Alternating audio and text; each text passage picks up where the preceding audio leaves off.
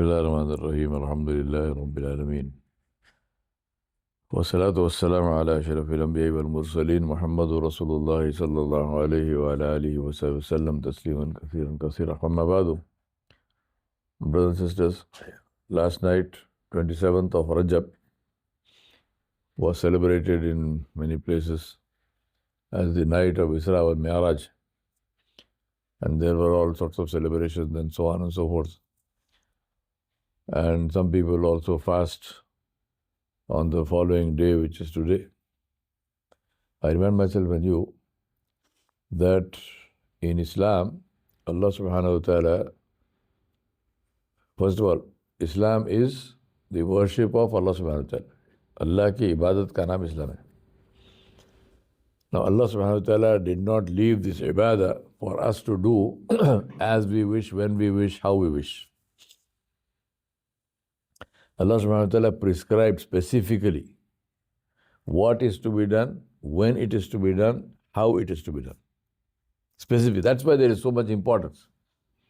Why is there so much importance, for example, on tajweed, which I keep saying all the time?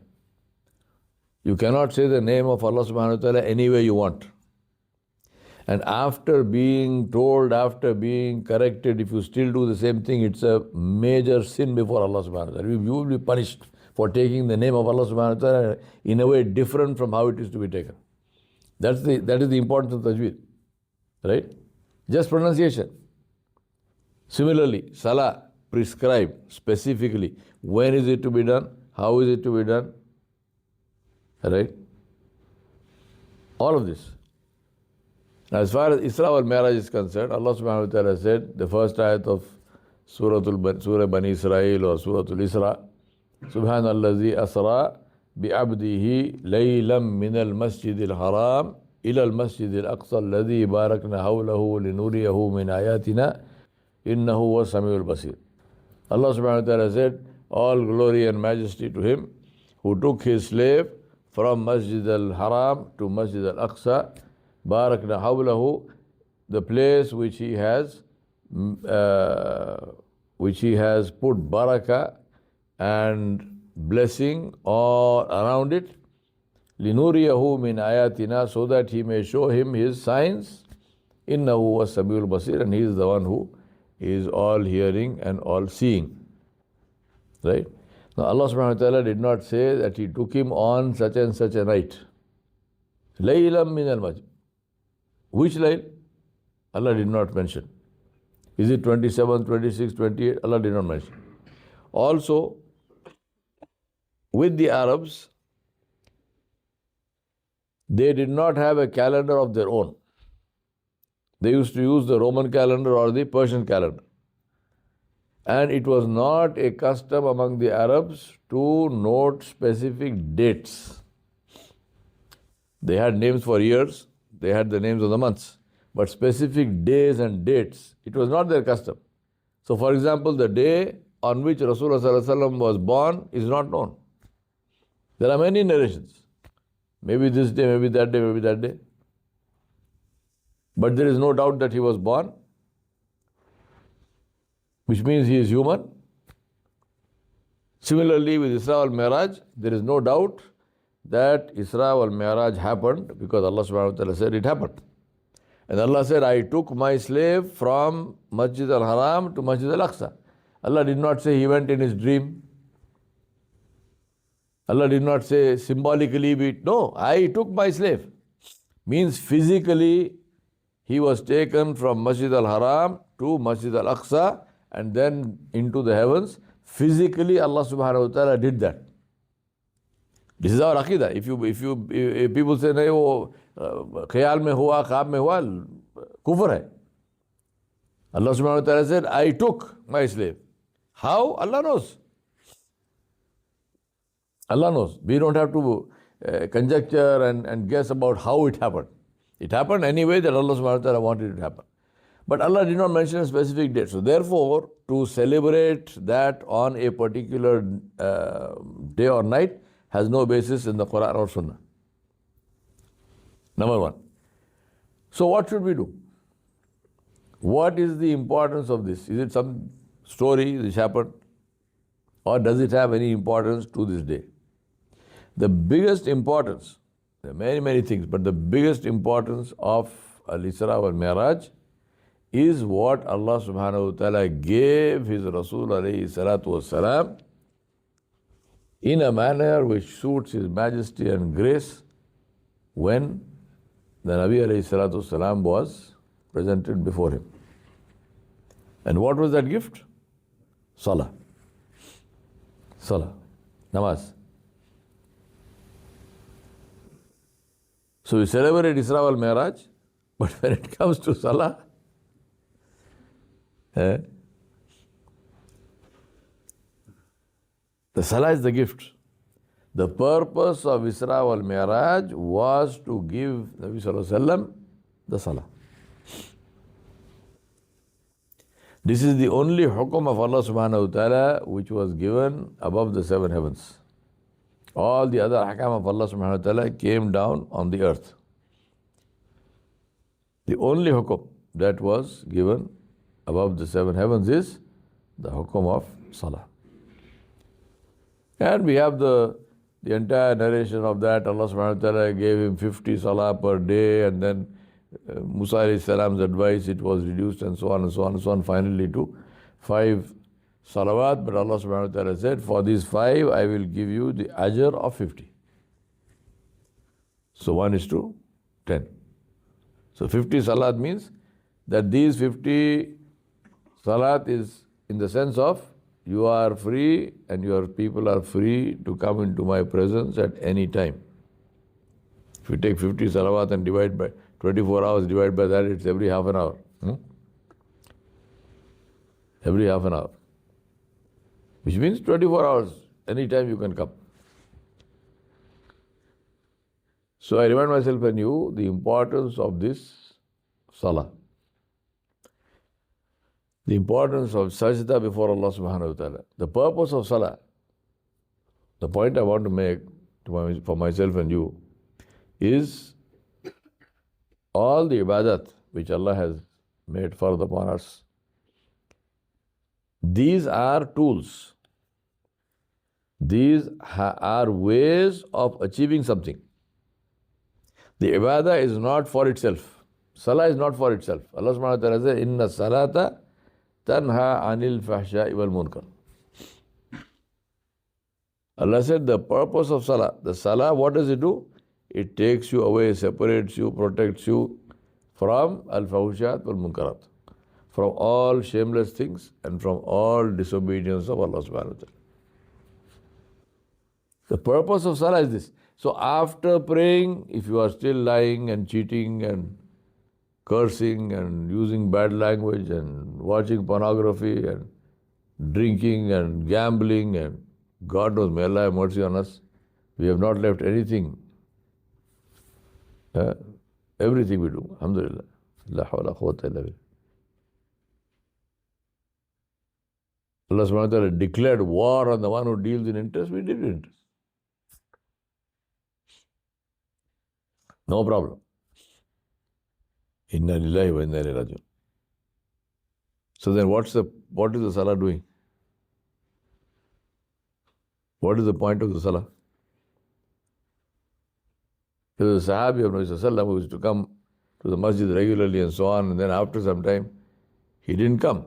So a few days passed, and Rasulullah Sallallahu Alaihi Wasallam knew all of them. He knew them all, and he knew, he knew their names, he knew their lives.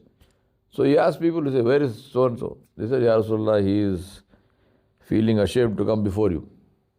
Nabi Sallallahu Alaihi Wasallam said, why? He said, he has fallen into bad company, he is doing things which he should not be doing. So Rasulullah Sallallahu Alaihi Wasallam said, has he stopped praying? Yeah, he didn't ask him what, he didn't ask them list the sin. No, he said, has he stopped praying? They said, no, he's praying. Nabi Sallallahu Alaihi Wasallam said, tell him to continue to pray. Tell him to continue to pray. Why? Inna salata tanha anil fahsha'i wal munkar. Because the salah separates you from sins. And sure enough, after some time, he came back to masjid.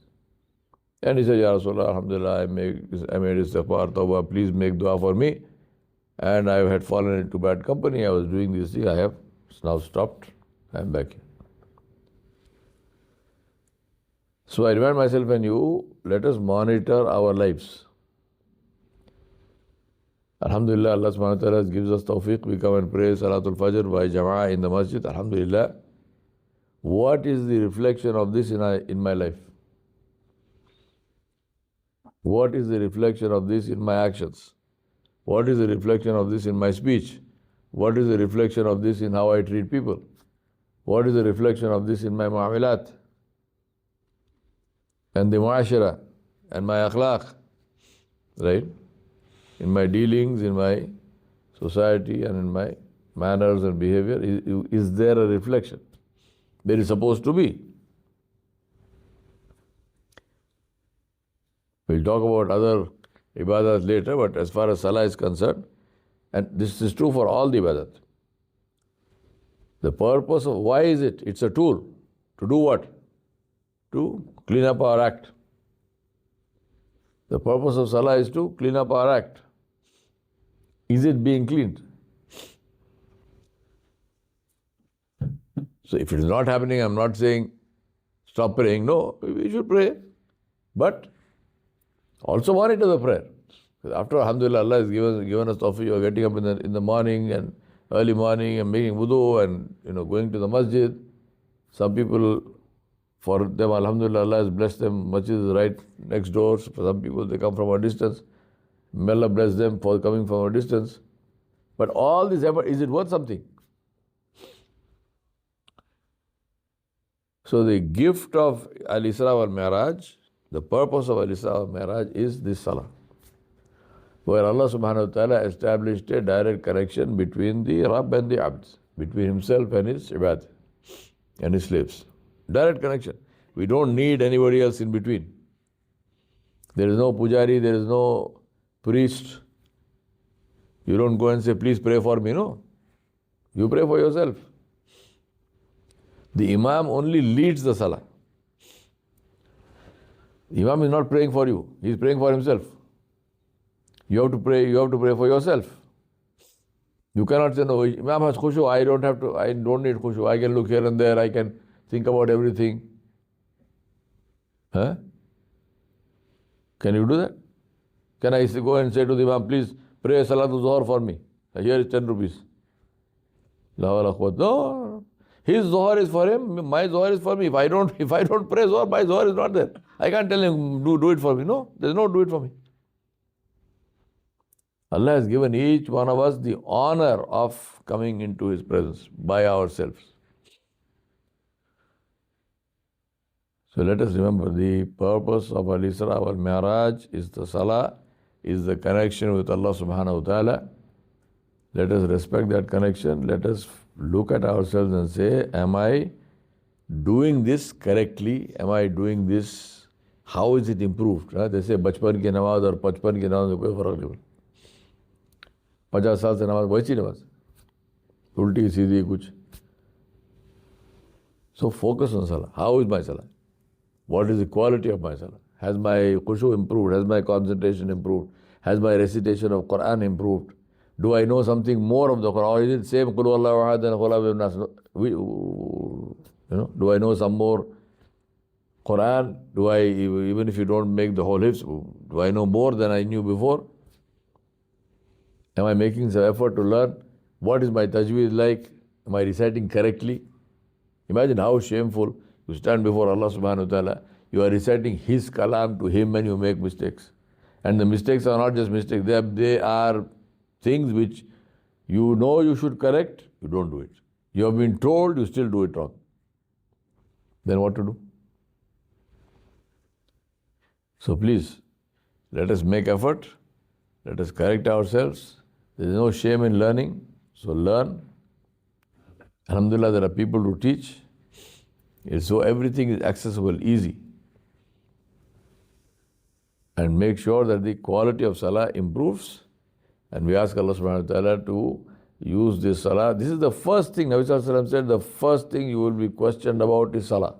If that is free, if you get out of that, if that questioning is successful, then everything is successful. First thing.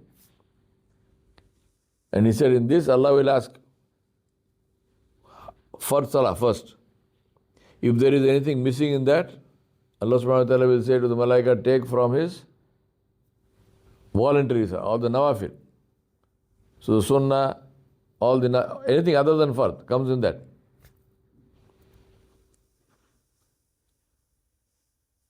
मगर वो पढ़े तो है ना. If you don't pray, then where is it? So that has to be there. Sunnah muakkada, these sunan before and after the first salah, which we know, these are so important that the ulama have said that this must be prayed within the time period of that salah. Whether you pray it in the masjid or you pray it in the home or office somewhere, that's fine. As a matter of fact, there is fazilat in praying the sunnah in the home. Nabi Sallallahu Alaihi Wasallam said, don't make your homes into qabrastans, because it is prohibited to pray in the cemetery, in the graveyard. He said, don't make your home into a graveyard, you never pray. No, pray in the home. Pray tahajjud, pray sunnah, pray for prayer, go home and pray sunnah. But pray it. It's not that just you pray for 4 rakat fard or 3 rakat fard something and go away and then there's no sunnah. No. Sunnah muakkada is almost at the level of fard. So to deliberately not pray, one thing is you forgot or something, but deliberately leaving the sunnah muakkada is a major sin. So must be prayed. And then of course we ask Allah to give us the tawfiq, pray more, pray nawafil, to make up for whatever deficit we have in the fard. So we ask Allah subhanahu wa ta'ala to help us to improve our salah and to improve the quality of the salah, to help us to learn and to do things correctly and to do them only for the pleasure of Allah subhanahu wa ta'ala. We ask Allah to bless us with that. We ask Allah to give us the benefit of that. وصلى الله على نبي الكريم وعلى آله وصحبه أجمعين برحمتك يا أرحم الراحمين.